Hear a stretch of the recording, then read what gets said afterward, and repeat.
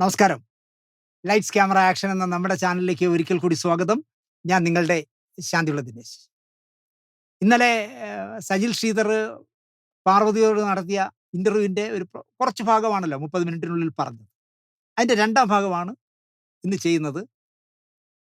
രണ്ടാം ഭാഗത്തിലും രസകരമായിരിക്കുമെന്ന് ഞാൻ വിശ്വസിക്കുന്നു. കാരണം അത്രയും തമാശകളാണ് പാർവതി സീരിയസ് ആയി പറഞ്ഞിരിക്കുന്നത്. നമുക്ക് പാർവതി പറഞ്ഞ ബാക്കി ഭാഗങ്ങളിലേക്ക് പോകാം.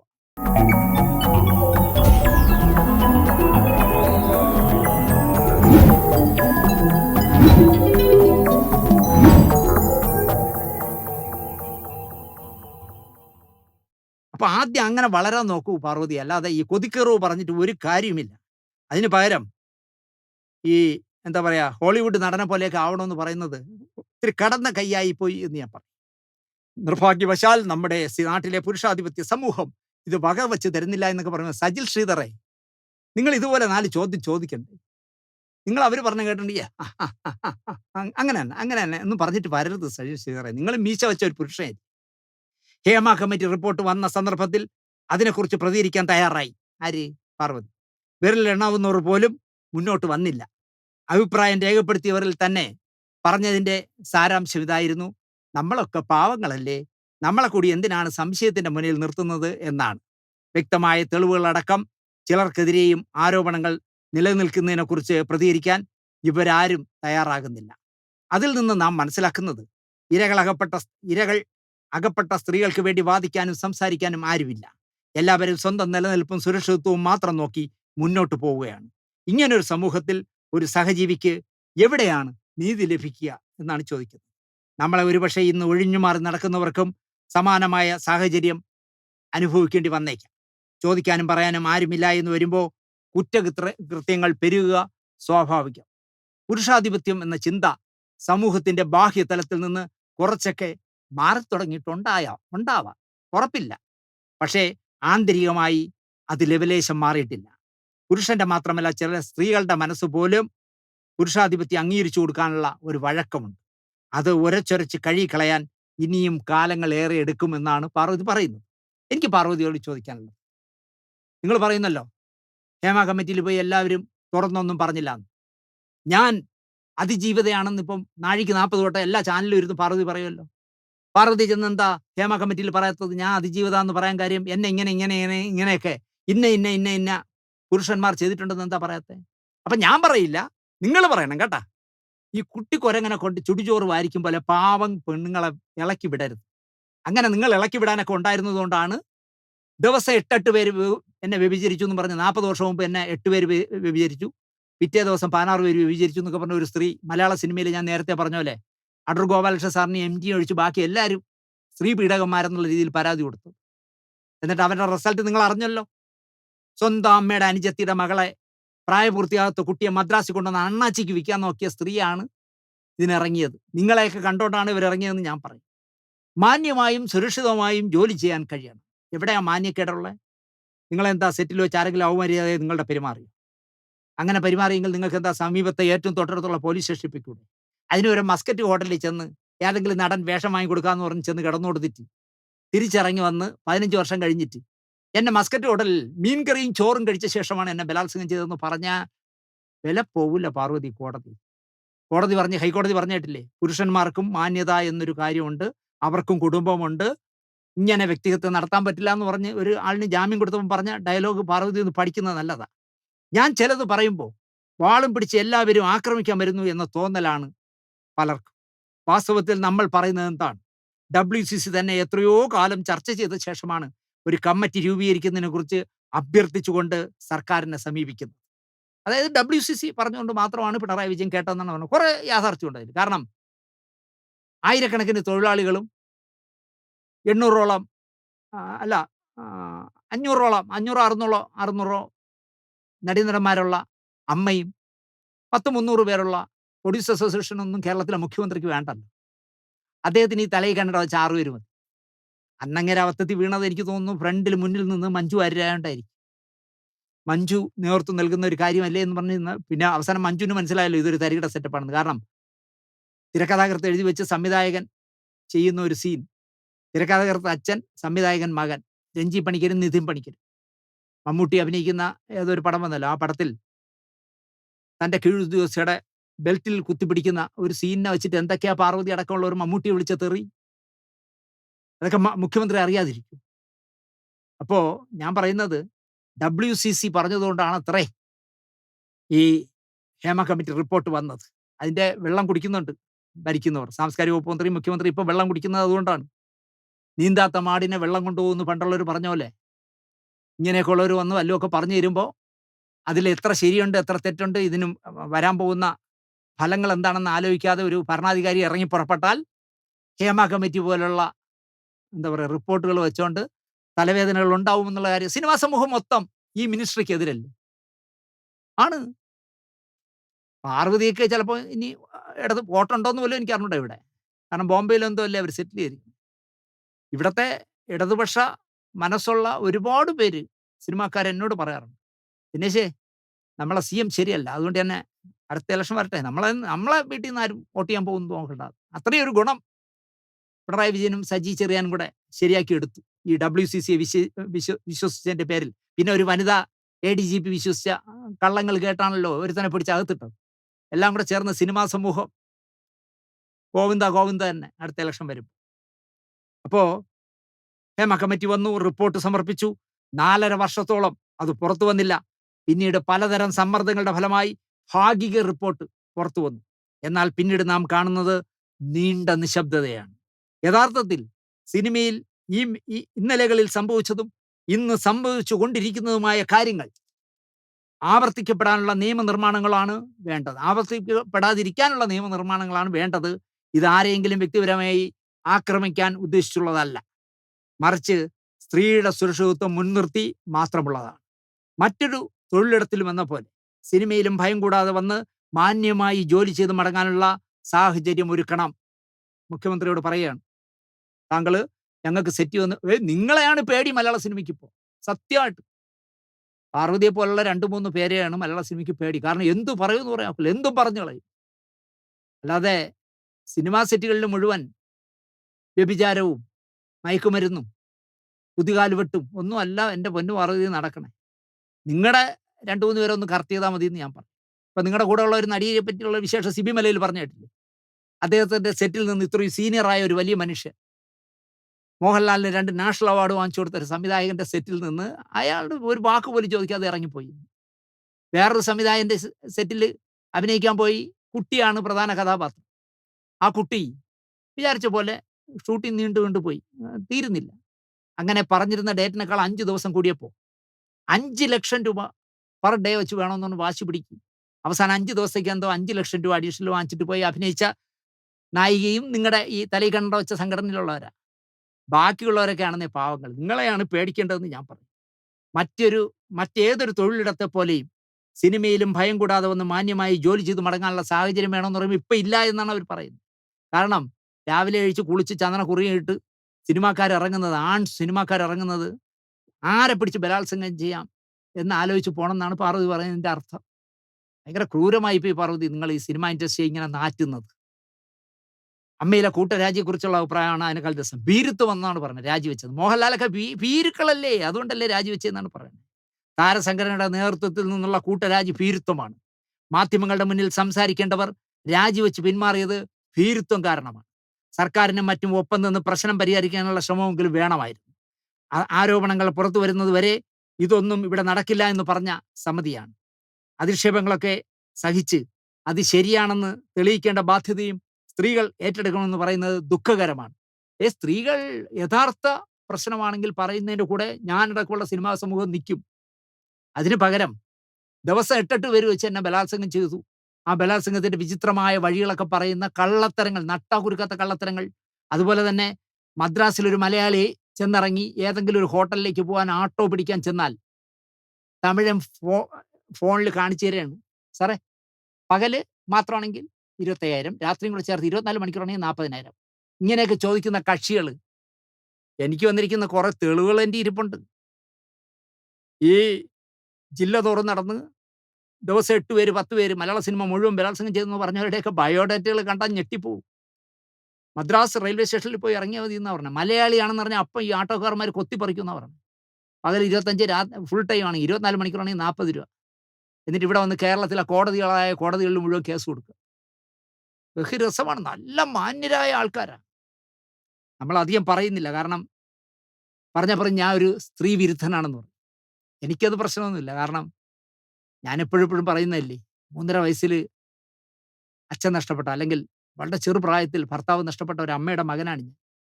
ഞാൻ സ്ത്രീകളെ ബഹുമാനിക്കുന്ന പോലെ ചിലപ്പോൾ മലയാള സിനിമയിൽ ചുരുക്കം പേരേ കാണുള്ളൂ സ്ത്രീകളെ ബഹുമാനിക്കുന്നത്. പക്ഷേ കാണിക്കുന്ന താന്തോന്നിവാസങ്ങളാണെന്നേ എനിക്ക് പറയാനുള്ളൂ. അതുകൊണ്ട് എനിക്ക് പറയാനുള്ളത്, ആരോപണങ്ങൾ പുറത്തു വരുന്നവരെ ഇതൊന്നും ഇവിടെ നടക്കില്ല എന്ന് പറഞ്ഞ സമിതിയാണ്. അധിക്ഷേപങ്ങളൊക്കെ സഹിച്ച് അത് ശരിയാണെന്ന് തെളിയിക്കേണ്ട ബാധ്യതയും സ്ത്രീകൾ ഏറ്റെടുക്കണമെന്ന് പറയുന്നത് ദുഃഖകരമാണ്. സ്ത്രീകൾ തന്നെയാണ് ഏറ്റെടുക്കേണ്ടത്. എന്നെ ഇന്ന ഹോട്ടലിൽ കൊണ്ടുപോയി, അല്ലെങ്കിൽ മസ്കറ്റ് ഹോട്ടലിൽ കൊണ്ടുപോയി ഇങ്ങനെ ചെയ്തു എന്ന് പറഞ്ഞാൽ അവർ തെളിയിക്കണം. അല്ലാതെ അത് ചെയ്യാത്ത ആളെങ്ങനെ തെളിയിക്കും? ചെയ്ത ആളിനല്ലേ തെളിയിക്കാൻ പറ്റും. നിങ്ങൾ തെളിയിക്ക്. AMMA വലിയ സംഘടനയാണ്. പേടി കാരണം അതിലെ അംഗങ്ങൾ ആരും അവകാശങ്ങൾക്ക് വേണ്ടി വാദിക്കുന്നില്ല. ജനാധിപത്യ ബോധമുള്ള ഭരണസമിതിയെ കണ്ടെത്താനുള്ള അവസരമാണിത്. റിപ്പോർട്ട് പുറത്തു വരുന്നത് സംബന്ധിച്ച മാധ്യമങ്ങളുടെ ചോദ്യങ്ങളോട് ജസ്റ്റിസ് ഹേമ പ്രകടിപ്പിച്ച അനിഷ്ടങ്ങളും തന്നെ ബുദ്ധിമുട്ടിക്കരുതെന്ന തരത്തിൽ നടത്തിയ പരാമർശങ്ങളും വിഷമമുണ്ടാക്കി. സഹികെട്ട അവസാനം ഹേമയ്ക്ക്. ജസ്റ്റിസ് ഹേമ പറഞ്ഞു, നിങ്ങൾ എന്നെ ബുദ്ധിമുട്ടിക്കരുതേ. എന്നെ ഒരു കമ്മിറ്റിയാണ് വെച്ചാൽ, അല്ലാതെ ഞാൻ ഹേമ കമ്മീഷൻ അല്ല.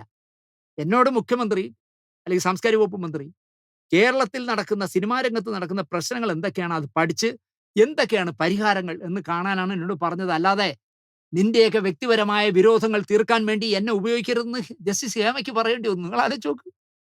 പറഞ്ഞു പോകൂലേ ദിവസവും ചെന്നിങ്ങനെ നുണ പറയുമ്പോൾ? അത് അന്വേഷിക്കുമ്പോൾ അവർക്ക് മനസ്സിലാവില്ലേ? പക്ഷെ അവർ ചെയ്ത ഒരു കുഴപ്പം എവിടെയെന്ന് ചോദിച്ചാൽ, അവരുടെ മുന്നിൽ വന്ന പരാതികളിൽ ആരെപ്പറ്റി പറഞ്ഞു. ഇപ്പൊ ദിനേശിനെ പറ്റി പറഞ്ഞിട്ടുണ്ടെങ്കിൽ ദിനേശിനെ വിളിച്ച് ചോദിക്കണ്ടേ? ചോദിച്ചില്ല.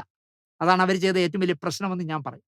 സിനിമയിൽ നിൽക്കണമെങ്കിൽ മാന്യമായ വസ്ത്രം ധരിക്കണം, മാന്യമായി പെരുമാറണം, പറ്റുന്നില്ലെങ്കിൽ വേറെ ജോലി നോക്കണം തുടങ്ങിയ രീതിയിൽ കമ്മിറ്റി അംഗമായ നടി ശാരദയുടേതായി വന്ന വാക്കുകളും വേദനിപ്പിച്ചത്രേ ആരെ? പാർവതിയെ. ശാരദാമ്മ പറഞ്ഞില്ല എന്താ തെറ്റ്? അവരെ ഏതോ കോലം പിടിച്ചോണ്ട് ഒരു പത്രക്കാരൻ ചെന്ന് രാവിലെ വിളിച്ചപ്പോൾ അവർ പറഞ്ഞു, നിനക്കൊക്കെ വേറെ പ്രശ്നമില്ല, ആ വയനാട് ചൂരൽമലയിലെ പ്രശ്നം പോയി അന്വേഷിക്കടാ. രാവിലെ ഹേമ കമ്മിറ്റി റിപ്പോർട്ടിന്റെ വിവരം അന്വേഷിച്ചുകൊണ്ട് വന്നേക്കണമെന്ന് അവർക്ക് പറയേണ്ടി വന്നു. കാരണം ഇവർ വിചാരിക്കുന്ന എങ്ങനെയെന്നറിയാം, ഇവരെല്ലാം പ്രശ്നം എന്തറിയാം. ഇപ്പൊ നടിയെ ആക്രമിച്ച കേസിൽ ഒരു വനിതാ പോലീസ് ഉദ്യോഗസ്ഥ അന്വേഷിക്കണം, പച്ചോ വനിത. ഈ കേസ് കേൾക്കുന്നത് ഒരു വനിതാ ജഡ്ജി ആയിരിക്കണം, പച്ചോ വനിത. തുറന്ന കോടതിയിൽ കേൾക്കരുത്, എനിക്ക് ഒരുപാട് കാര്യങ്ങൾ പറയാനുണ്ട്, അടച്ച കോടതിയിൽ കേൾക്കണം, പച്ചോ അടച്ച കോടതി വെച്ചോ. 3 ദിവസം കഴിഞ്ഞപ്പോൾ, 3 ആഴ്ച കഴിഞ്ഞപ്പോൾ പുരുഷൻ അന്വേഷിച്ചാലും മതി, പുരുഷ ജഡ്ജി മതി, തുറന്ന കോടതിയിൽ മതി. ഇതെന്താ ഇത്? ഈ നാട്ടിൽ ഇതുപോലെ ഈ ഭരണ സംവിധാനത്തെ ദുരുപയോഗം ചെയ്യുന്ന വേറെ ആരെങ്കിലും ഉണ്ടോ? ഈ കൂട്ടരല്ല. പക്ഷെ എന്തുകൊണ്ടോ മുഖ്യമന്ത്രി അതിനൊന്നും മറുപടി പറയുന്നില്ല എന്നുള്ളത്. അതാണ് ഇവിടെ നടക്കുന്നത്. അല്ലെങ്കിൽ നിങ്ങൾ ആലോചിച്ച് നോക്കൂ, ഹേമ കമ്മിറ്റി റിപ്പോർട്ട് ഉണ്ടാക്കിയ ഹേമയും ജസ്റ്റിസ് ഹേമയും ശാരദാമ്മയും പോലും തലയിൽ കൈവച്ചുകൊണ്ട് ഓടേണ്ടി വരുന്നുവെങ്കിൽ, ഈ കൂട്ടങ്ങളുടെ ദിവസവും ചെന്നിങ്ങനെ നുണ പറയുന്ന, കള്ളങ്ങൾ പറയുന്ന, പൊങ്ങച്ചങ്ങൾ പറയുന്ന കേട്ട് സഹികെട്ടുകൊണ്ടായിരിക്കും അവരിതൊക്കെ പറഞ്ഞത്. അല്ലെങ്കിൽ ശാരദാമ്മയൊന്നും അങ്ങനെ പറയുന്ന ആളല്ല. അവർ പറഞ്ഞതെന്താ? സിനിമയിൽ നിൽക്കണമെങ്കിൽ നിങ്ങൾ മാന്യമായ വസ്ത്രം ധരിക്കണം, അല്ലാതെ പ്രലോഭിപ്പിക്കുന്ന അവിടെയും ഇവിടെയൊക്കെ കാണിക്കുന്ന ഡ്രസ്സുകൾ ഇടില്ലെന്ന് പറഞ്ഞു കാണും. കാരണം അവർ 10-40 വർഷം സിനിമയിൽ നിന്ന ആളല്ല. മാന്യമായി പെരുമാറണം. കാരണം ഒരുത്തൻ്റെയും കുതിര കയറാൻ പോകരുത്, തന്തയ്ക്ക് വിളിക്കരുത് എന്നാണ് അവർ പറഞ്ഞത്. അഥവാ ഇനി ഇതൊന്നും എനിക്ക് പറ്റുന്നില്ലെങ്കിൽ നിങ്ങൾ വേറെ ജോലിക്ക് പോകും, അല്ലാതെ സിനിമയിൽ നിൽക്കരുതെന്ന് പറഞ്ഞാൽ എന്താ തെറ്റ്? ആ ശാരദാമ്മയും കുഴപ്പക്കാരിയാണ്. 300 രൂപ വാങ്ങിച്ച ആളിനോടാണ് പാർവതി അവരെ ഉപദേശിക്കുന്നത്. നായികാ പ്രാധാന്യമുള്ള സിനിമകൾ വേണമെന്നാണ് അടുത്ത് പാർവതി പറയുന്നത്. കാഴ്ചയുടെ ശീലങ്ങൾക്കൊപ്പം സമൂഹത്തിന്റെ കാഴ്ചപ്പാടും മാറണം. നമ്മുടെ നാട്ടിൽ നിർമ്മിക്കപ്പെടുന്ന സിനിമകളിൽ 98% നായകന്മാർക്ക് മുൻതൂക്കം നൽകുന്നതാണ് എന്നാണ് പാർവതിയുടെ ഒരു പരാതി. അതിന് പകരം ഒരു വർഷം 5 പടങ്ങൾ നിർമ്മിക്കുന്ന പ്രൊഡക്ഷൻ ഹൗസുകൾ അതിലൊരു പടം സ്ത്രീ കേന്ദ്രീകൃതമായി ചെയ്താൽ ആളുകൾ അതുമായി പൊരുത്തപ്പെട്ടുകൊള്ളും എന്നാണ് പറയുന്നത്. വഴി കിടക്കുന്ന തേങ്ങ എടുത്ത് ഗണപതിക്ക് അടിക്കല് പാർവതി. എനിക്കതാണ് പാർവതിയോട് പറയാനുള്ളത്. ഒന്നാമത്, മലയാള സിനിമയിൽ ഒരു വർഷം 5 സിനിമ എടുക്കുന്ന ഒരു പ്രൊഡക്ഷൻ ഹൗസും ഇല്ല. അത് വിവരക്കേട് കൊണ്ടാണ് പാർവതി പറയുന്നത്. 2 എണ്ണം എടുക്കുന്നവർ തന്നെ വളരെ കുറവാണ്. 3 പടം ഒരു വർഷം ചെയ്ത ഈ അടുത്ത കാലത്ത് ഒരു നിർമ്മാതാവിനെ എൻ്റെ തലയിൽ ഓർമ്മ വരുന്നില്ല. 5 സിനിമ എടുക്കുമ്പോൾ 4 എണ്ണത്തിൽ കിട്ടുന്ന വരുമാനം എല്ലാം കൂടെ കൊണ്ടുവന്നു 5ാമത് നായിക പ്രാധാന്യമുള്ള ഒരു സിനിമ എടുത്ത് കുത്തുവാള എടുക്കട്ടെന്നാണ് പറഞ്ഞത്. ആരെങ്കിലും ചെയ്യുമോ? അതിന് പാർവതി ചെയ്യേണ്ടത് എന്താ അറിയാം? ഞാൻ നേരത്തെ പറഞ്ഞതുപോലെ ദീദി ദാമോദരനെ കൊണ്ട് സ്ക്രിപ്റ്റ് എഴുതിക്കണം. ബീന പോളിനെ കൊണ്ട് എഡിറ്റ് ചെയ്യും. പാർവതി സംവിധാനം ചെയ്യണം. നായികയും പാർവതി ആയിക്കോട്ടെ. ഈ പുരുഷ കേസരികൾ എന്ന് പറഞ്ഞ മീശ വെച്ച ഒരുത്തന്മാരെയും അഭിനയിപ്പിക്കരുത്. എല്ലാം ഇപ്പം കോസ്റ്റ്യൂമില്, മേക്കപ്പില് എല്ലാം നമുക്ക് സ്ത്രീകളുണ്ടല്ലോ. പെണ്ണുങ്ങളെ മാത്രം വെച്ച് പാർവതി സ്വന്തം പൈസ മുടക്കി, അല്ലെങ്കിൽ പാർവതി റീമാ കല്ലെങ്കിലും കൂടെ സിനിമയിൽ നിന്ന് ഉണ്ടാക്കിയെടുത്ത പൈസ കൊണ്ട് ഒരു സിനിമ, വർഷത്തിലൊരു സിനിമ നിർമ്മിക്കണം നിങ്ങൾ. ഒരു പടം പാർവതി നിർമ്മിക്കുമ്പോൾ അടുത്ത വർഷം റീമ നിർമ്മിക്കണം. അങ്ങനെ നിങ്ങൾ നിർമ്മിക്കണം. കാരണം ആഷിക് കപൂർ ഒരുപാട് പൈസ കൊണ്ട് സിനിമകളൊക്കെ പ്രൊഡ്യൂസ് ചെയ്യുന്നുണ്ട്. അപ്പോൾ പറയണം, ആഷിഖും ഒക്കെ നിങ്ങളുടെ പക്ഷത്ത് നിൽക്കുന്ന ആളല്ലേ. ഒരു വർഷം റീമ സംവിധാനം ചെയ്യും, നിർമ്മിക്കും. ഒരു വർഷം പാർവതി നിർമ്മിക്കും, പാർവതി സംവിധാനം ചെയ്യും. അങ്ങനെ നിങ്ങൾ വനിതകളെ ഉദ്ധരിക്കാനുള്ള സിനിമകൾ ചെയ്യണമെന്നാണ് എനിക്ക് പറയാനുള്ളത്. അല്ലാതെ പ്രൊഡക്ഷൻ ഹൗസുകൾ നമ്മുടെ രഞ്ജിത്തിനോടോ രാകേഷിനോടോ ലിബർട്ടി ബഷീറിനോടോ അല്ലെങ്കിൽ സിയാദ് ഖോക്കറിനോടൊക്കെ വിളിച്ചിട്ട്, ആൻഡോ ജോസഫിനെയൊക്കെ വിളിച്ചിട്ട്, ആ സ്ത്രീകളുടെ ഉന്നമനത്തിന് വേണ്ടി നിങ്ങൾ മറ്റേ പടങ്ങളിൽ നിന്ന് കിട്ടിയ കാശെല്ലാം കൂടെ വെച്ച് ഒരു സിനിമ എടുക്കൂ. ആ സിനിമയ്ക്ക് പോസ്റ്റർ ഒട്ടിക്കാനുള്ള മൈദാമാവ് വാങ്ങിക്കാനുള്ള പൈസ പോലും കിട്ടിയില്ലെങ്കിൽ നിങ്ങൾ എടുക്കണമെന്ന് പറയൂ. ഇവിടെ ചിത്രാഞ്ജലി സ്റ്റുഡിയോയിൽ ശമ്പളം കൊടുക്കാൻ നിവൃത്തിയില്ലാത്ത സ്ഥാപനത്തിൽ ഒരു വർഷം 1.5 കോടി രൂപ വെച്ച് പെൺ സംവിധായകർക്ക് പൈസ കൊടുക്കും. കന്നി സംവിധായകർക്ക് 2 പെണ്ണുങ്ങൾ 2 പടം എടുക്കും. ഇപ്പൊ തന്നെ 4 പടമായിട്ട് ചെയ്തു. അപ്പൊ എത്രയായി? 6 കോടി രൂപയായി. ആ 6 കോടിയിൽ എത്ര കിട്ടിയെന്നൊന്ന് ഷാജിൻ കരനോട് ചോദിച്ചേക്ക്. അദ്ദേഹം ഫിലിം ഫെസ്റ്റിവലിന് ഫിലിം മാർക്കറ്റിംഗ് ഒക്കെ വെച്ചല്ലോ. ഈ ചിത്രാഞ്ജലിയിൽ പെണ്ണുങ്ങളെ വെച്ച് സംവിധാനം ചെയ്ത ഈ പടങ്ങൾ ഏതെങ്കിലും ഒന്ന് മാർക്കറ്റ് ചെയ്തോന്ന് ചോദിച്ചു നോക്കി. സർക്കാരിന്റെ പൈസ ഇങ്ങനെ അടിച്ച് കളയാണെന്ന്.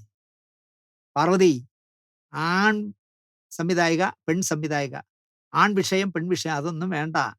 ഇവിടെ തുലാഭാരവും അധ്യാപികയും എന്താ പറയാ, കണ്ണെഴുതി പൊട്ടും തൊട്ടും അടക്കം, അല്ലെങ്കിൽ ഈ പറയുന്ന പാർവതി അഭിനയിച്ച ഉള്ളൊഴുക്ക് അടക്കം സ്ത്രീകളെ പ്രധാന കഥാപാത്രങ്ങളാക്കി നല്ല സിനിമകൾ ഒരുപാട് വന്നിട്ടുണ്ട്. അതിന് പകരം സംവരണം ചെയ്യേണ്ട കാര്യമൊന്നും ഇല്ല പാർവതി. അങ്ങനെ സംവരണം ഒന്നും ചെയ്യേണ്ട. പാർവതിയും റീമയും എല്ലാം കൂടെ ചേർന്ന് സ്വന്തം പൈസ മുടക്കി പെണ്ണുങ്ങൾക്ക് വേണ്ടി സിനിമ എടുക്കുന്നതായിരിക്കും നല്ലതെന്ന് ഞാൻ പറയും. ഉദാഹരണത്തിന് പാർവതി പറയാ, ഞാനൊരു നിർമ്മാതാവാണി എന്നിരിക്കട്ടെ, പുരുഷ സഹപ്രവർത്തകർ അടക്കമുള്ളവരുമായി ഭക്ഷണം കഴിക്കാൻ ഒരു റെസ്റ്റോറൻറ്റിൽ കയറി എന്നിരിക്കട്ടെ.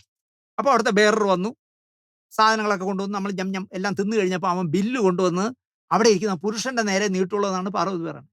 സിനിമയിൽ അങ്ങനെയൊന്നും ഇല്ല പാർവതി. പാർവതി നിർമ്മാതാവാണെങ്കിൽ ബാക്കി എല്ലാവരും ഈ തിന്നുന്നതിന് അല്പം സമയം എടുക്കും. കാരണം പാർവതി ബില്ല് കൊടുക്കാൻ വേണ്ടി. അല്ലാതെ ഞാൻ കൊടുക്കാമെന്ന് ഒരു പുരുഷനും പറയില്ല സിനിമ. പക്ഷെ പാർവതി പറയുന്നത്, ഈ വരുന്ന ബേറർ വന്ന് ബില്ല് കൊണ്ടുവന്ന് പുരുഷന്റെ കയ്യിലേ ഏൽപ്പിക്കുള്ളൂ, അയാളാണ് പണം കൊടുക്കാൻ അർഹതപ്പെട്ട ആൾ എന്നാണ് സങ്കല്പം.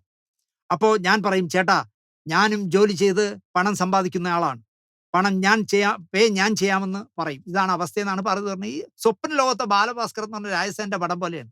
എല്ലാം പാർവതി ഇങ്ങനെ സ്വയം മനസ്സിൽ കാണുകയാണ്. സംവിധാനവും ശ്രമകരമാണെന്ന് അവർ പറയുന്നു. അറിയപ്പെടുന്ന നായികയായിട്ട് സിനിമയിൽ എല്ലാവരെയും പരിചയമുണ്ടായിട്ട് ഒരു പടം സംവിധാനം ചെയ്യാൻ വർഷങ്ങൾ എടുക്കുന്നു. ഒരു സിനിമയുടെ ആലോചനാ ഘട്ടം മുതൽ അതിന്റെ ഫൈനൽ കോപ്പിയിൽ എത്തുന്നത് വരെയുള്ള ഘട്ടം നൽകുന്ന എക്സൈറ്റ്മെന്റിലൂടെ കടന്നു പോകാൻ വേണ്ടിയാണ് ഞാൻ സംവിധാനത്തിന് ഇറങ്ങിത്തിരിച്ചത്. പക്ഷെ നമ്മുടെ നാട്ടിൽ ഇതൊട്ടും എളുപ്പമുള്ള കാര്യമല്ല. പുരുഷന്മാരെ കൊണ്ടുപോലും പ്രാധാന്യമുള്ള കാര്യം, പ്രയാസമുള്ള കാര്യം, സ്ത്രീകൾ അതിലേക്ക് വരുമ്പോൾ 10 ഇരട്ടി പ്രയാസമാവും. അതെന്തിന്? സ്ത്രീയും പുരുഷനും തുല്യമൊന്നുമില്ല നിങ്ങൾ പറയണേ. അപ്പോൾ പുരുഷന്മാർ ചെയ്താൽ തന്നെ സംവിധാനമൊക്കെ ചെയ്താൽ ഭയങ്കര ഭാരമാണ്. അപ്പം സ്ത്രീകൾ ചെയ്താൽ അതിന്റെ 10 ഇരട്ടിയാവുന്നു. അതെങ്ങനെ? അങ്ങനെയൊന്നും ആവില്ല. പാർവതി ധൈര്യമായിട്ട് ഇറങ്ങും. പല സംവിധായകരും നായകന്മാരുടെ ഡേറ്റ് കിട്ടാത്തത് മൂലം സിനിമകൾ നടക്കാതെ വരുമ്പോൾ ഞാൻ അവരെ വിളിച്ച് പറഞ്ഞിട്ടുണ്ട്, നിങ്ങൾ ആ കഥാപാത്രത്തെ നായികയാക്കി തിരക്കഥ എഴുതൂ, ഞാൻ വന്ന് അഭിനയിക്കാമെന്ന്. എന്തൊരു മണ്ടത്തര പറയണം, നിങ്ങൾ ആലോചിച്ച് നോക്കിയാൽ. അല്പത്തരമല്ലേ? അതായത് മോഹൻലാൽ അല്ല, വേണ്ട, ഇവരെ കൂടെയൊക്കെ നിൽക്കുന്ന ഫഹദ് ഫാസിലിനെ വെച്ച് ഒരു തിരക്കഥയൊക്കെ റെഡിയാക്കി. പക്ഷേ ഫഹദിന് ആ പറഞ്ഞ പർട്ടിക്കുലർ ഡേയിൽ അഭിനയിക്കാൻ പറ്റില്ല, പടം മാറി. അപ്പൊ പാർവതി വിളിക്കുന്നു, ഹലോ, ഫഹദ് ഫാസിലില്ലെങ്കിൽ ഞാൻ ഇല്ലേ, ആ കഥാപാത്രത്തിനെ ഉൾട്ടയടിക്കൂ, നായികയാക്കൂ, ഞാൻ വന്ന് അഭിനയിക്കാം. എന്റെ പൊന്നു പാർവതി, ഫഹദ് ഫാസിൽ ചെയ്യേണ്ട വേഷം നിങ്ങൾ പോയി ചെയ്താലേ.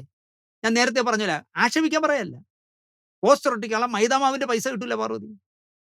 പാർവതിയുടെ കുറെ പടങ്ങൾ ഓടിയിട്ടുള്ളത് പാർവതി ഉള്ളതുകൊണ്ടല്ല പാർവതി. ഇപ്പൊ ഉള്ളൊഴുക്ക് എന്ന് പറഞ്ഞ പടത്തിൽ ഉർവശിയെ മാറ്റി നിർത്തിയാൽ ആ പടം ആര് കാണും പാർവതി? പാർവതി മോശമായോ? ഇല്ല. പക്ഷെ പാർവതി ഒറ്റയ്ക്കൊന്നും താങ്ങാറായില്ല പാർവതി. അതിന് ഒരുപാട് കാലം എടുക്കും. അല്ലെങ്കിൽ നയൻതാരയെ പോലെ, ഞാൻ നേരത്തെ പറഞ്ഞ വിജയശാന്തിയെ പോലെ, ഹിന്ദിയിലുള്ള രേഖയെ പോലെ, ശ്രീദേവിയെ പോലെയൊക്കെ ആവണം. അത് ഇത്തിരി പൊളിക്കും. അയ്യോ, പാർവതി എന്തൊക്കെയാ പറഞ്ഞത്? അവർ വിചാരിക്കുന്നത് ഞാനൊരു ഒന്നൊന്നര സംഭവം എന്നാണ് വിചാരിക്കുന്നത്. അതാണ് പ്രശ്നം. സജിൽ ശ്രീധർമാർ ഭാനുപ്രകാശുമാർ ഇത് കേട്ടോണ്ടിരിക്കുകയും ചെയ്യും. ഇതുപോലെ ചോദ്യം തിരിച്ച് ചോദിക്കണ്ടേ? പാർവതി സുരേഷ് ഗോപി ചെയ്യേണ്ട വേഷം, മോഹൻലാൽ ചെയ്യേണ്ട വേഷം, മമ്മൂട്ടി ചെയ്യേണ്ട വേഷം, ദിലീപ് ചെയ്യേണ്ട വേഷം നിങ്ങളെ കൊണ്ട് ചെയ്യിച്ചാൽ അതിന് പോസ്റ്റർ അടിക്കാനുള്ള മൈദാമാവിന്റെ പോസ്റ്റർ ഒട്ടിക്കാനുള്ള മൈദാമാവിന്റെ പൈസ കിട്ടുമോ പാർവതി എന്ന് കേൾക്കണ്ടേ? പക്ഷേ സജിൽ ശ്രീധർമാറും ഈ പറഞ്ഞ ഭാനുപ്രകാശുമാരും ഒന്നും ചോദിക്കില്ല. പൊക്കി വിട്ടുകൊടുക്കും. കാലക്കും കാലക്കും ഉത്തരം പറയും പറയും ഇനിയും പറയും. എന്ത് ചെയ്യാൻ പറ്റും നിങ്ങൾ ആലോചിച്ചു. ഞാൻ വന്ന് അഭിനയിക്കാമെന്ന് പറഞ്ഞു. എന്റെ കാര്യത്തിൽ അത് യാഥാർത്ഥ്യമായില്ലെങ്കിലും നായകന്മാർക്ക് വേണ്ടി പ്ലാൻ ചെയ്ത ചില പടങ്ങൾ പിന്നീട് ഫീമെയിൽ സെൻട്രിക്കായി വന്ന അനുഭവം എനിക്കുണ്ട് എന്ന് പറയുന്നു. ഏത് പടത്തിലാണ് നായകന് വേണ്ടി വെച്ചിരുന്ന വേഷം നായിക ചെയ്തതെന്ന് എനിക്കറിയില്ല. മലയാള സിനിമയിൽ ഞാൻ കേട്ടിട്ടില്ല. എന്തായാലും ധനുഷിനെതിരെ അടുത്തത് ധനുഷിനെതിരെ തുറന്ന യുദ്ധം നടത്തുന്ന നയൻസിന് പിന്തുണയുമായി പാർവതി, നസ്രിയ, ഐശ്വര്യലക്ഷ്മി, ഗീതു മോഹൻദാസ്, അനുപമ പരമേശ്വരൻ, ഇവള് എല്ലാവരും കൂടെ പിന്തുണ പ്രഖ്യാപിച്ചിരിക്കുക നയൻസിന്. മുതലായവരുടെ പിന്തുണ എന്താ പറയാ, പിന്തുണ കൊടുക്കണം എങ്ങനെയെന്നറിയോ? നിങ്ങൾ കേസിന് വേണമെങ്കിൽ പോ, ഞങ്ങൾ വന്ന് സാക്ഷി പറയാമെന്ന് അങ്ങനെയൊന്നുമല്ല. ലവിന്റെ എംബ്ലം, ഫയറിന്റെ എംബ്ലം ഒക്കെ സ്മൈലി കമന്റുകൾ ഇട്ടാണ് പിന്തുണ പ്രഖ്യാപിച്ചിരിക്കുന്നത്. നിങ്ങളൊരു പ്രധാന വിഷയമാണ് ശ്രദ്ധയെ കൊണ്ടുവന്നിരിക്കുന്നത്. കലാകാരന്മാർക്ക്, പ്രത്യേകിച്ച് അഭിനേത്രികൾക്ക് നമ്മുടെ ബൗദ്ധിക സ്വത്തിൽ അവകാശമില്ലേ? കരാർ തൊഴിലാളികൾക്ക് പകരം ഒരു ഓഹരി ഉടമയുടെ സ്ഥാനത്ത് നിന്ന് പ്രവർത്തിക്കാൻ കഴിയുന്ന വ്യവസ്ഥാപരമായ മാറ്റം കൊണ്ടുവരേണ്ട സമയമാണിപ്പോൾ. നയൻതാര വിഘ്നേഷുമായി വിവാഹം കഴിച്ച ഡോക്യുമെന്ററിയിൽ നടനും റൗഡി എന്ന സിനിമയുടെ ദൃശ്യങ്ങൾ ഉപയോഗിച്ചതിൽ അതിന്റെ നിർമ്മാതാവായിരുന്ന ധനുഷ് ഇടങ്കോലിട്ടതിനാണ് പിന്തുണ പ്രഖ്യാപിച്ചിരിക്കുന്നത്. അതായത് ധനുഷ് എടുത്ത സിനിമയാണ് ഈ പറയുന്ന റൗഡി. ആ പടത്തിലെ നായികയായിരുന്നു നയൻതാര. അപ്പൊ ആ സെറ്റില് ഷൂട്ട് ചെയ്ത സീനുകൾ എടുത്ത് ഇവരിപ്പോ അവരുടെ വിവാഹം, 2 കുട്ടികളുമായി, ഇരട്ട കുട്ടികളുമായി. എന്നിട്ട് അത് ഏതോ ഒരു വലിയ OTT കമ്പനിക്ക് കോടിക്കണക്കിന് രൂപയ്ക്ക് വിറ്റു. അതിൽ ധനുഷിന്റെ പെർമിഷൻ ഇല്ലാതെ നിർമ്മാതാവായ ധനുഷിന്റെ പടത്തിലെ സീനുകൾ എടുത്ത് ഉപയോഗിച്ചു. അയാൾ 10 കോടി രൂപയ്ക്ക് കൊണ്ടുവന്നു കേസ് കൊടുത്തു, നഷ്ടപരിഹാരത്തിന് കേസ് കൊടുത്തു. അപ്പോ പാർവതി ആലോചിക്കണ്ടേ? പാർവതി, ഞാൻ പൈസ മുടക്കി എടുക്കുന്ന സിനിമയുടെ റൈറ്റ് എനിക്കല്ലേ? അതോ അതിൽ അഭിനയിക്കാമെന്ന് A to Z പൈസയും വാങ്ങിച്ചുകൊണ്ട് പോയ പാർവതിക്കാണ്? പാർവതിമാര് ഈ പറയുന്ന നസ്രിയമാരും ഒക്കെ പിന്തുണ പ്രഖ്യാപിച്ചെന്ന്. നിരന്തരമായി നയൻതാരയെയും പങ്കാളിയെയും ധനുഷ് ദ്രോഹിക്കുകയാണെന്ന്. എന്തോന്ന്? അയാളുടെ പെർമിഷൻ ഇല്ലാതെ അയാളുടെ വിഷ്വൽ എടുത്ത് കല്യാണ ഇതിൽ ഇന്റർകട്ട് ചെയ്ത് ഇട്ടിട്ട് അത് 10 കോടി രൂപയ്ക്ക് എന്തിനാ വിറ്റിട്ട് വലിയ തുകയ്ക്കാ വിറ്റിരിക്കുന്നത്. സ്വന്തം കല്യാണം അതിൽ ഈ നിർമ്മാതാവിന്റെ സാങ്ഷൻ ഇല്ലാതെ ഇട്ടിട്ട് അയാൾ കേസ് കൊടുത്തു. അയാൾ കൊടുത്തിരിക്കുന്നത് എന്താ? 10 കോടി രൂപ എനിക്ക് നഷ്ടപരിഹാരം തരണമെന്നാണ് ധനുഷ് കേസ് കൊടുത്തിരിക്കുന്നത്. അത് നീചമായ പ്രവൃത്തിയായിപ്പോയി എന്നാണ് പാർവതി പറയുന്നത്. WCC അംഗങ്ങൾ എന്ന നിലയിൽ പുറത്തു കാണുന്നവർ 60-ൽ താഴെയുള്ള സംഖ്യ മാത്രമാണ്. 60 പേരുണ്ടെന്നാണ് പാർവതി പറയുന്നത്. പാർവതി ഒന്ന് പരസ്യപ്പെടുത്തൂ WCCയിലുള്ള 60 സിനിമാക്കാരെ പേര്. പുള്ളിക്ക് വേണ്ട, 60 വേണ്ട, 30 പേര് പരസ്യപ്പെടുത്തും. ഇതാ WCCയിൽ ഉള്ള 30 സിനിമാക്കാർ. അവർ നടിമാരും മാത്രം ആവണമെന്നില്ല. തിരക്കഥാകൃത്തും സംവിധായകയും പോസ്റ്റർ ഒട്ടിക്കുന്നവരും എല്ലാം ആയിക്കോട്ടെ. സിനിമയും എന്നുള്ള 30 പേര് പാർവതി ഒന്ന് പരസ്യപ്പെടുത്തിയേ. 60 പേരുണ്ടെന്ന് WCCയിൽ. എന്നാൽ നിരവധി പേർ മെമ്പറാകാതെ തന്നെ നമ്മുടെ ഭാഗമായി നിൽക്കുന്നുണ്ട്. അതിന് കാരണം സംഘടനയുടെ ഭാഗമായതിന്റെ പേരിൽ ജോലി നഷ്ടപ്പെട്ടവരുടെ അനുഭവം മുന്നിലുണ്ട്. WCCയിൽ അംഗമായതിന്റെ പേരിൽ അവസരം നഷ്ടപ്പെട്ട ആരുണ്ട് പാർവതി? പാർവതിയല്ലേ ഒരു പടത്തിനും വിളിക്കാൻ പാടില്ല. പാർവതി വരെയാണെങ്കിൽ അമ്മയിലുള്ള ഓരോ അംഗങ്ങളും കൂടെ അഭിനയിക്കില്ല എന്ന് തീരുമാനിച്ചാൽ പാർവതിയുടെ കട്ടയും മടങ്ങും. പാർവതി മാത്രം അഭിനയിച്ചോ? അപ്പൊ ലേബർ കേസിനും പോകില്ല.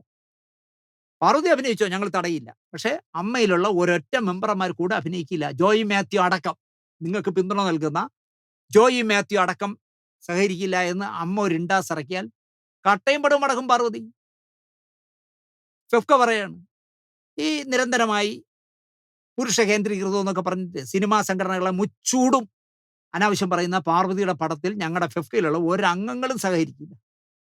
പാർവതി സഹകരിച്ചോട്ടെ, ലേബർ കേസ് എടുക്കാക്കൂല്ലോ.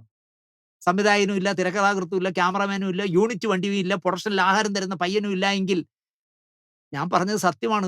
പാർവതിയുടെ കട്ടയും മടങ്ങിപ്പോകും. അവരുടെ ഒരു സന്മനസ് കൊണ്ടാണ് പാർവതി ഇപ്പൊ ഈ സിനിമകളിൽ അഭിനയിക്കുന്നതെന്ന് ഞാൻ പറയും.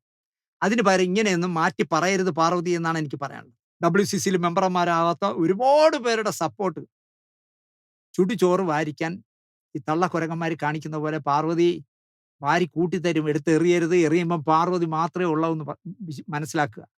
ഒന്നാമത് പാർവതി മലയാള സിനിമയ്ക്ക് ആവശ്യമാണ്. കാരണം നല്ല നടിയല്ലേ, ഇരുത്തം വന്ന നടിയല്ലേ. എനിക്ക് ആ ഉള്ളൊഴുക്കിലെ ക്ലൈമാക്സിലൊക്കെ ആ കാമുകനോട് ഒരക്ഷരം കൊണ്ട് പോലും സംസാരിക്കുന്ന ഒരു നോട്ടം കൊണ്ട് താനുമായിട്ടുള്ള പൊറുതി നിർത്തി എന്ന് പറഞ്ഞിട്ട് ഭർത്താവിന്റെ അമ്മയോടൊപ്പം ആ വള്ളത്തിൽ കയറാൻ പോകുന്ന ആ സമയത്ത് പാർവതിയുടെ ഒരു നോട്ടമുണ്ട് അയാളെ. മനോഹരമായി ചെയ്ത നടിയാണ്.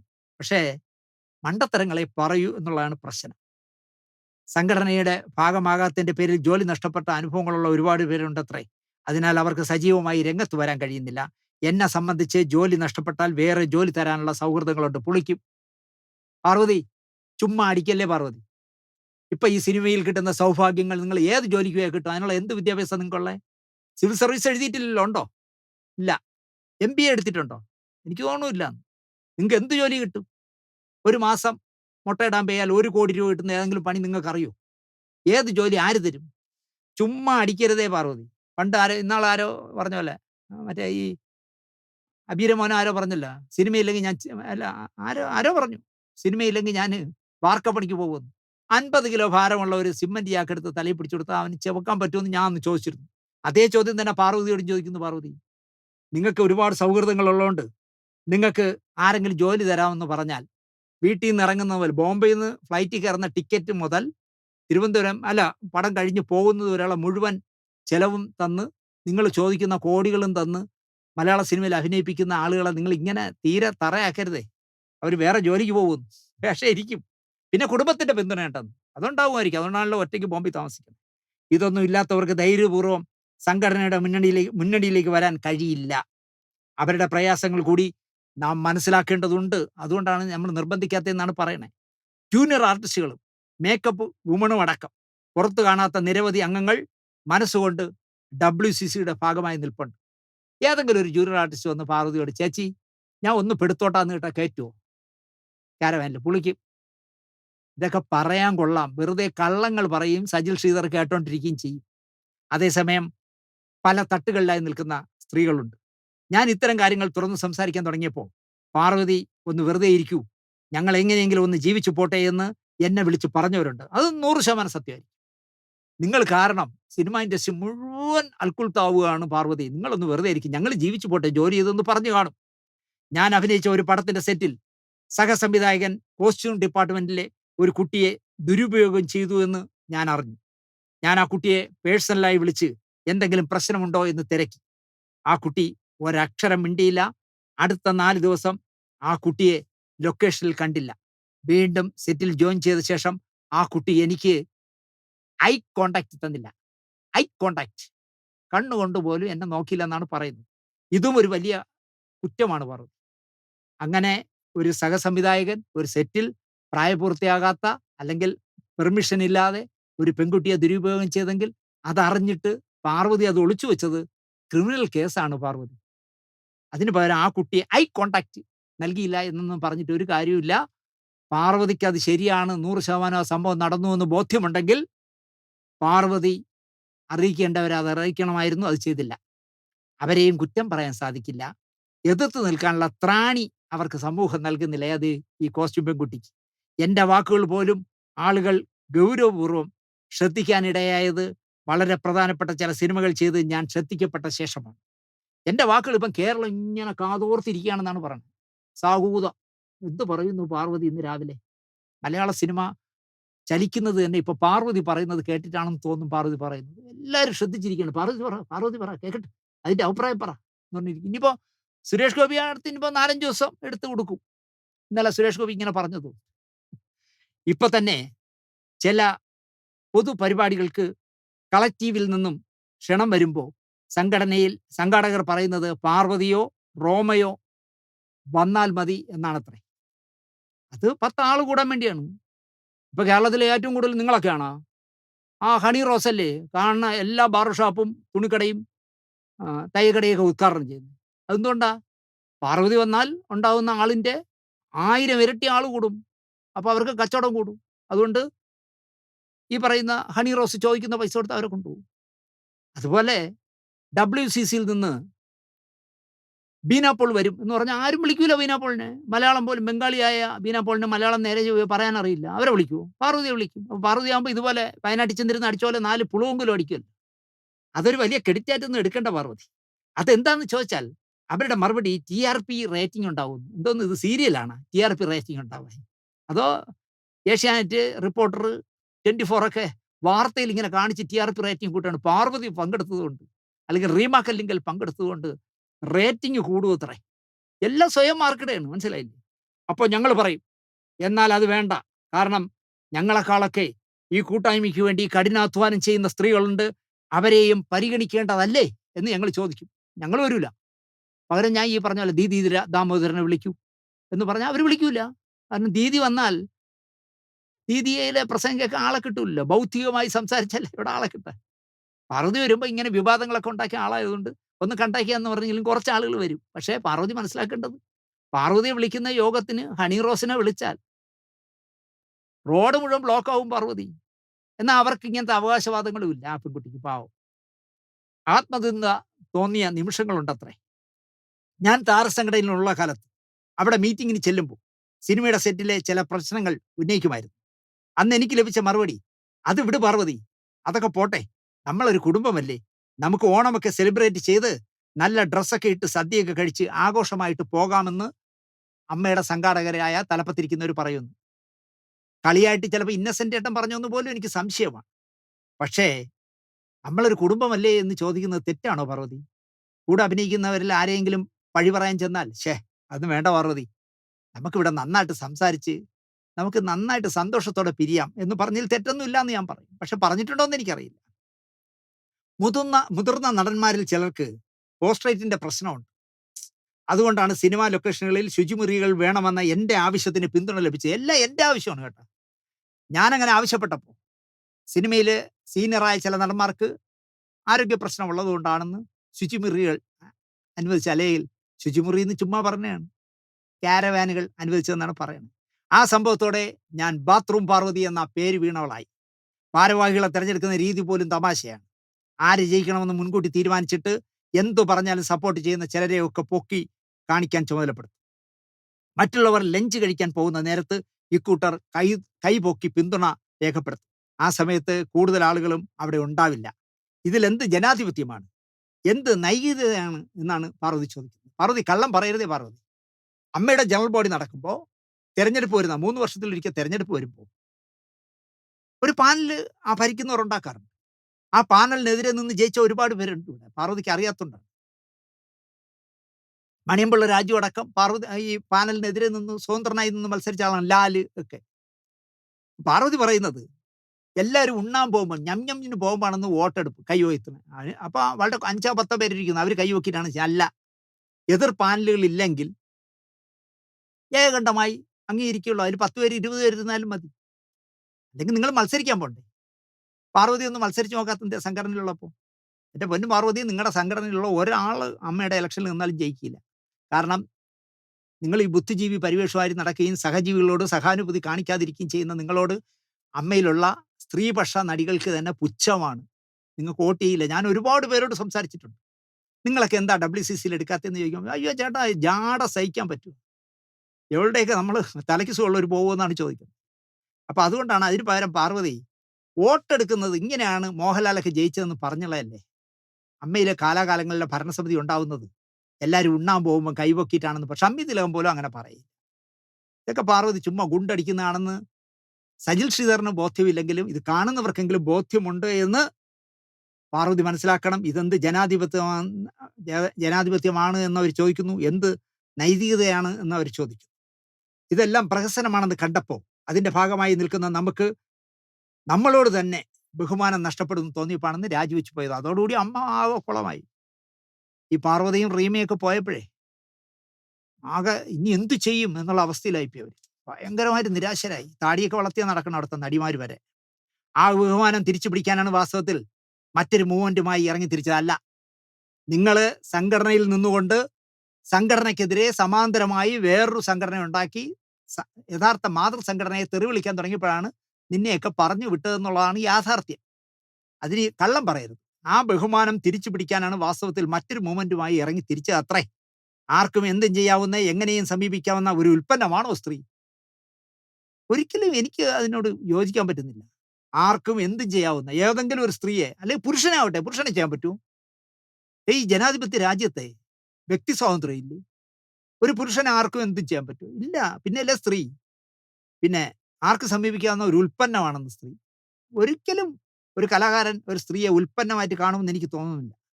സ്വന്തമായ ചിന്തകളും, വികാരങ്ങളും, തീരുമാനങ്ങളും, നിലപാടുകളും, നീതിബോധവും എല്ലാമുള്ള മനുഷ്യജന്മം തന്നെയാണ് സ്ത്രീ. ഇതൊന്നും വർക്കൗട്ട് ആവാത്തതാണ് ഈ WCCയിലുള്ള ഭൂരിപക്ഷമെന്ന് ഞാൻ പറയും. ആ തലത്തിൽ അവളെ പരിഗണിക്കുന്ന ഒരു ലോകത്തിന് വേണ്ടി കൂടിയുള്ള ഒരു പോരാട്ടമാണ് പാർവതി നടത്തിക്കൊണ്ടിരിക്കുന്നത്. പോരാട്ടം നടക്കട്ടെ. കൈകാലിട്ട് അടിച്ചിട്ടൊന്നും ഒരു വെള്ളമില്ലാത്തടത്ത് കൈകാലിട്ട് അടിച്ചാൽ കൈയും കാലും തളരും എന്നുള്ളതല്ലാതെ ഒരു പുരോഗമനവും ഉണ്ടാവില്ല പാർവതി. എനിക്ക് സജിൽ ശ്രീധരന്റെ ഈ അഭിമുഖം കണ്ടപ്പോൾ എന്തെങ്കിലുമൊക്കെ സജിൽ ശ്രീധർ ചോദിക്കണമായിരുന്നു തിരിച്ച്. അത് ചോദിക്കാത്തതിൽ എനിക്ക് സജിൽ ശ്രീധരനോട് പരാതിയുണ്ട്. ഇപ്പോ കേരള കൗമുദിക്ക് വേണ്ടി മമ്മൂട്ടിയെ തിരുവനന്തപുരത്തെ സെൻട്രൽ ജയിലിൽ 6 ദിവസം ഉച്ചവരെ, രാവിലെ മുതൽ ഉച്ചവരെ ഇന്റർവ്യൂ ചെയ്തിട്ടാണ് ഞാൻ കേരള കൗമുദിയിലെ ഒരു പേജ് ഇന്റർവ്യൂ കൊടുത്തത്. ആ ഇന്റർവ്യൂവിന്റെ 2ാമത്തെ ദിവസം ഞാൻ പുള്ളിയോട് ഒരു ചോദ്യം ചോദിച്ചു. അഞ്ജുവിനെ പോലെ താങ്കളുടെ മകളായി ആ രാത്രിയിൽ അഭിനയിച്ച അഞ്ജുവിനെ കൗരവറിൽ താങ്കളുടെ ഭാര്യയായിട്ട് അഭിനയിപ്പിച്ചു. താങ്കൾ ആ പ്രായ വ്യത്യാസമെങ്കിലും ഒന്ന് ബോധ്യം വരണ്ടേ എന്ന് ഞാൻ ചോദിച്ചതിന്റെ പേരിൽ ഞങ്ങൾ തമ്മിൽ ഭയങ്കരമായിട്ട് തെറ്റി. മമ്മൂട്ടി ഭയങ്കരമായിട്ട് ഉടക്കി. സിനിമാക്കാരനായ നീ തന്നെ എന്നോട് ഇങ്ങനത്തെ ചോദ്യം ചോദിക്കണമെന്ന് പറഞ്ഞ് എന്നെ ചീത്ത വിളിച്ചു. ഞാൻ ചിരിച്ചോണ്ടിരുന്നു. എന്നിട്ട് ഞാൻ പറഞ്ഞു ഇന്നത്തെ ഇന്റർവ്യൂ എനിക്ക് മൂഡ് പോയി. അല്ല ഇരിക്കാം. ഞാൻ നാളെ വരാം. എന്നിട്ട് ഞാൻ ഇറങ്ങി അങ്ങ് പോയി. കാരണം എന്നെ രാവിലെ ഗീത് ഹോട്ടലിൽ ചെല്ലുമ്പോൾ അദ്ദേഹത്തിന്റെ കാറിൽ കൊണ്ടുപോവുകയും ഉച്ചയ്ക്ക് മറ്റേ ഇതുള്ള സമയമാണ്, നൊയമ്പുള്ള സമയമായിരുന്നു.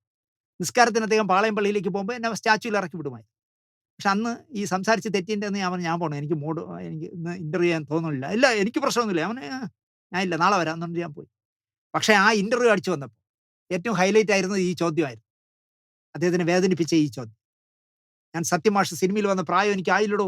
എന്നോടാണോ താൻ ഇങ്ങനെ ചോദിക്കുന്നത് പറഞ്ഞ് ഒരുപാട് പൊട്ടിത്തെറിച്ചു. പക്ഷേ ആ ഇന്റർവ്യൂ അടിച്ചു വന്ന ശേഷം എന്നോട് അന്ന് വീക്കെൻഡ് എഡിറ്റർ ആയിരുന്ന ബാസുരചന്ദ്രൻ എന്നെ വിളിച്ച് പറഞ്ഞത്, ദിനേശേ ആ ഇന്റർവ്യൂ അടിച്ചു വന്നത് വായിച്ചിട്ട് പുലി വിളിച്ചിരുന്നു. പുലി എന്ന് പറഞ്ഞാൽ മമ്മൂക്ക. ദിനേശിനെ എവിടെയെങ്കിലും വെച്ച് കണ്ടാൽ ഉറപ്പാണ് ദിനേശേ നിനക്ക് 1 പവൻ സ്വർണ്ണ കോയിൻ അദ്ദേഹം തരും. എന്നിട്ട് എന്ത് ചേട്ടാ? വളരെ പോസിറ്റീവായിട്ട് സംസാരിച്ചു. നല്ല ഇന്റർവ്യൂ. അയാൾ നല്ല ചോദ്യങ്ങളാണ് ചോദിച്ചതെന്ന് പറഞ്ഞു. തീർച്ചയായിട്ടും ദിനേശേ നിന്നെ അതിന് വിട്ടതിൽ ഞാൻ അഭിമാനിക്കുന്നു എന്ന് എൻ്റെ ഭാസുരേന്ദ്രൻ പറഞ്ഞു. ഇപ്പൊ തിരുവനന്തപുരത്ത് പേട്ടയിൽ ഭാസുരേന്ദ്രൻ എന്ന് പറഞ്ഞ പ്രിയപ്പെട്ട ഭാസുരേട്ടൻ ജീവിച്ചിരിപ്പുണ്ടല്ലോ. ആരെങ്കിലും ചോദിച്ചു നോക്കൂ ശരിയാണോ? അല്ലെങ്കിൽ മമ്മൂക്കയെ കാണുമ്പോൾ ചോദിക്കും. എനിക്ക് പറയാനുള്ളത് സജിൽ ശ്രീധർമാർ ചോദ്യങ്ങൾ ചോദിക്കാൻ പോകുമ്പോൾ ഫാൻസ് അസോസിയേഷന്റെ പ്രസിഡന്റ് ആകരുത്.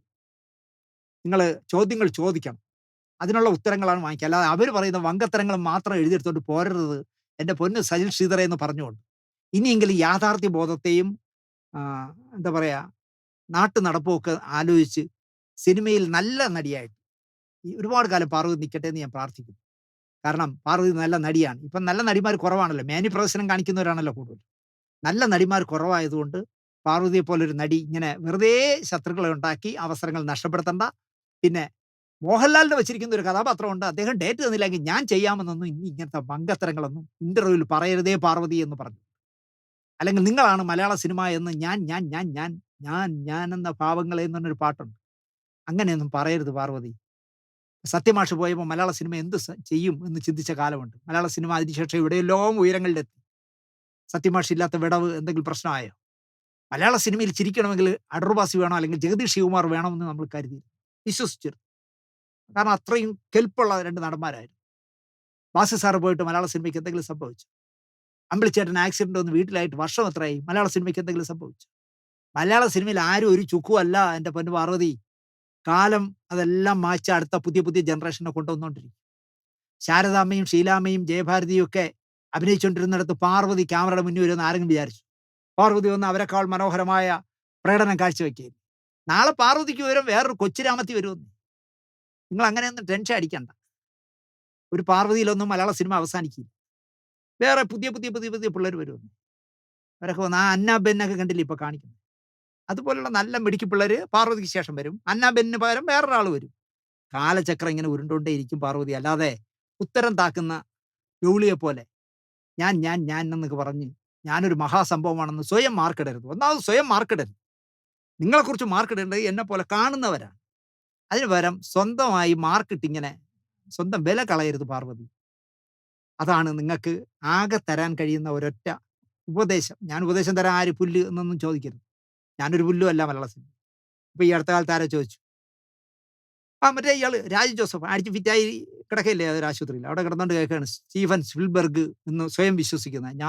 എന്റെ പടം ദയനീയമായി പൊളിഞ്ഞു പോയ സിനിമയാണ്. ഞാനൊരു സിനിമാ സംവിധായകൻ എന്നുള്ള നിലയ്ക്ക് ഒരു വിജയമല്ല എന്ന് നല്ല ബോധ്യം ആദ്യം ഉള്ളത് എനിക്കാണ്. അതുകൊണ്ട് ഈ രാജു ജോസഫ് പറഞ്ഞ പുല്ല് വില കൊടുക്കുക ഞാൻ. എന്റെ പ്രൊഡ്യൂസർ എന്നോട് പറഞ്ഞത്, സുകുമാരൻ ഷാർജ് പറഞ്ഞത്, ആ പടം തീരാൻ വേണ്ടി പറഞ്ഞു തരുന്നതിനേക്കാൾ 7,00,000 രൂപ കൂടുതലായി. ആ 7,00,000 രൂപ 8,000 രൂപ പലിശക്കെടുത്ത് ഞാനാണ് തീർത്തത്. കാരണം പറഞ്ഞിരുന്ന എമൗണ്ടിനേക്കാൾ 7,00,000 കൂടുതലായിരുന്നു. പടം പൊളിഞ്ഞ ശേഷം അദ്ദേഹം ഇത് എവിടുന്നോ അറിഞ്ഞു. എന്നോട് ചോദിച്ചു, "ദിനേശേ, 7,00,000 രൂപ ദിനേശ് അതിൽ മുടക്കിയോ?" "ആ, എന്തിനാ അങ്ങനെ മുടക്കിയത്?" ഞാൻ പറഞ്ഞു, "ഞാൻ സിനിമ പഠിക്കാൻ, സംവിധാനം പഠിക്കാൻ വേണ്ടി മുടക്കിയത്." "എന്ത്? അത് വേണ്ടായിരുന്നു. അത് ദിനേശ് എന്നോട് വിളിച്ച് പറഞ്ഞാൽ ഞാൻ അയച്ചു തരില്ലായിരുന്നു." അതൊന്നും കുഴപ്പമില്ല സാർ. എനിക്ക് തോന്നി ഞാൻ മുടക്കി. ഞാൻ താങ്കളോട് പറഞ്ഞ എമൗണ്ട് കഴിഞ്ഞു പോയപ്പോൾ അതെന്റെ കുറ്റമാണെന്ന് എനിക്ക് തോന്നി. ഞാൻ മുടക്കി. അത്രേ ഉള്ളൂ." അപ്പൊ അദ്ദേഹം എന്നോട് പറഞ്ഞത്, ഒരുപാട് വ്യവസായ ശൃംഖലകളുള്ള ആളാണ് ഞാൻ. ഒന്നിലും ഒരുപാട് ലാഭം കിട്ടും. ഒന്നിൽ കുറച്ച് ലാഭം കിട്ടും. ഒന്നിൽ സമാസമമായി പോവും. ഒന്നിൽ പൊളിയും. അടുത്ത് തിരിഞ്ഞു വരുമ്പോ ഇതെല്ലാം മാറി മറിഞ്ഞു വരും. കച്ചവടമാകുമ്പോ അങ്ങനെയൊക്കെയാണ്. വ്യവസായമാകുമ്പോ അങ്ങനെയാണ് ദിനേശ്. എനിക്കിപ്പോ ഈ സിനിമ പ്രൊഡ്യൂസ് ചെയ്തുകൊണ്ട് കുറച്ച് പൈസ പോയെങ്കിൽ അതിൽ നിന്ന് എനിക്കുണ്ടായ പേരില്ലേ, സുകുമാരൻ ഷാർജ എന്നുള്ള പേരില്ലേ, അതെന്റെ മറ്റ് ബിസിനസ്സുകൾക്ക് ഗുണം ചെയ്യും. എനിക്കതുകൊണ്ട് ഒരു പരിഭവവും പരാതിയില്ല ദിനേശ് എന്ന് എന്നോട് പറഞ്ഞ ആളുള്ളപ്പോ ഈ രാജൻ ജോസഫിനെ പോലെ ബോധമില്ലാത്തവൻ പറഞ്ഞാൽ ഞാൻ എന്തെങ്കിലും വില വയ്ക്കും? ഞാൻ വില വയ്ക്കില്ല. എനിക്ക് സുകുമാരൻ ഷാർജയോടാണല്ലോ ബഹുമാനം. അതുകൊണ്ട് രാജൻ ജോസഫൊക്കെ അടിച്ചും കൊണ്ട് എന്തെങ്കിലും പറഞ്ഞാൽ ഞാൻ പുല്ല് വില വയ്ക്കില്ല രാജാ എന്ന് മാത്രം ഈ പാർവതിയോടൊപ്പം രാജനും കൂടി ഒരു അഭിപ്രായം പറഞ്ഞുകൊണ്ട് ഞാനിത് നിർത്തുന്നു. രാജനെ പൊക്കി വിടാനൊക്കെ ആളുണ്ടാവും എന്ന് എനിക്കറിയാം. അതിന്റെ താഴെ ഒന്ന് ഇങ്ങനെ എഴുതി കൂട്ടുന്നുണ്ട്. രാജൻ അത് വായിച്ച് കോൾമേറി കൊള്ളട്ടെ, ഫിറ്റ് ആവട്ടെ.